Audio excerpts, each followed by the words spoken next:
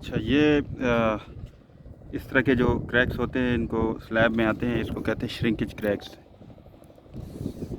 ये ज़्यादा सीरियस तो नहीं होते, ये नॉर्मल जो टेम्परेचर की वजह से आते हैं। जब हाई टेम्परेचर में कंक्रीट की जाती है तो उसकी वजह से आते हैं। तो इसकी ये देख लें कि ये ज़्यादा जो है ना वाइड भी नहीं है, बिल्कुल नैरो क्रैक्स हैं। तो ये नॉर्मल होते हैं, कॉमन है, इसकी ज़्यादा कोई सीरियस बात नहीं है।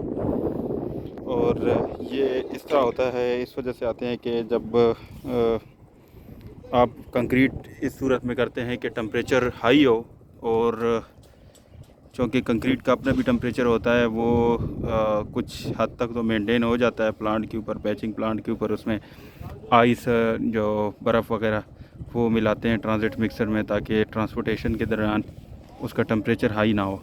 और फिर उसमें दूसरा जो फैक्टर होता है, एक तो कंक्रीट का अपना फैक्टर है कि वो उसकी टेम्परेचर उसका हाई होता है नॉर्मली, क्योंकि उसमें हाइड्रेशन का प्रोसेस चल रहा होता है, ये जो उसका रिएक्शन चल रहा होता है सीमेंट और पानी का, और तो उस वजह से वो उससे हीट प्रोड्यूस होती है।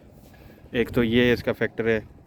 दूसरा ये है कि जब आप इसमें जो शटरिंग होती है नॉर्मली वो उसकी होती है, नॉर्मली लोहे की शटरिंग होती है, और स्टील भी, वो भी टेम्परेचर की वजह से वो भी गर्म होता है। साथ शटरिंग जो अगर लोहे की है वो भी गर्म होगी। जब ऊपर से आप उसके ऊपर कंक्रीट का टेम्परेचर भी हाई होता है, तो ये सारा मिला के वो फिर उसका एंड रिज़ल्ट उसका ये होता है कि जो कंक्रीट का अपना सेटिंग टाइम है उससे पहले कंक्रीट सूख जाती है।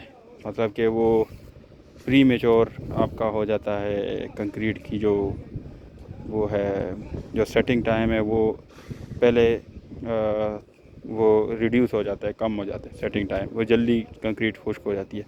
तो जल्दी खुश्क हो जाने की वजह से ये इस तरह का क्रैक वो छोड़ जाती है स्लैब के ऊपर। अब इसके ऊपर जब अभी ये होगा, क्या कहते हैं, इसके ऊपर जब अभी पीसीसी होगी और फ्लोरिंग वगैरह होगी टाइल लगाने से पहले, तो ये कवर हो जाएंगे, इसका कोई इशू नहीं होता।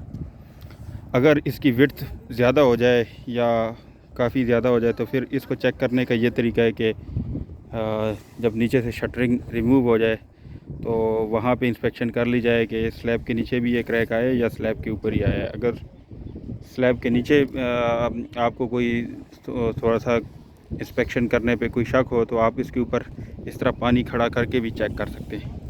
ये तो भी क्योरिंग के लिए पानी किया हुआ है, लेकिन वैसे उसका चेक करने के ये तरीके के ऐसे पानी खड़ा कर दें तो अगर नीचे पानी आपका परकुलेट हो जाए, नीचे चला जाए, तो समझ लो कि वो क्रैक थ्रू आउट है, वो स्लैब में से पूरा पास हो रहा है। और अगर वो स्लैब में से थ्रू आउट पास हो रहा है तो फिर उसकी ट्रीटमेंट की ज़रूरत है।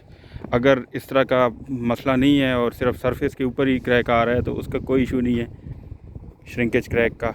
लेकिन बेहतरीन तरीका ये है कि इसको अवॉइड किया जाए, ताकि स्लैब की जो है ना ऊपर वाली सरफेस भी स्मूथ ही आए।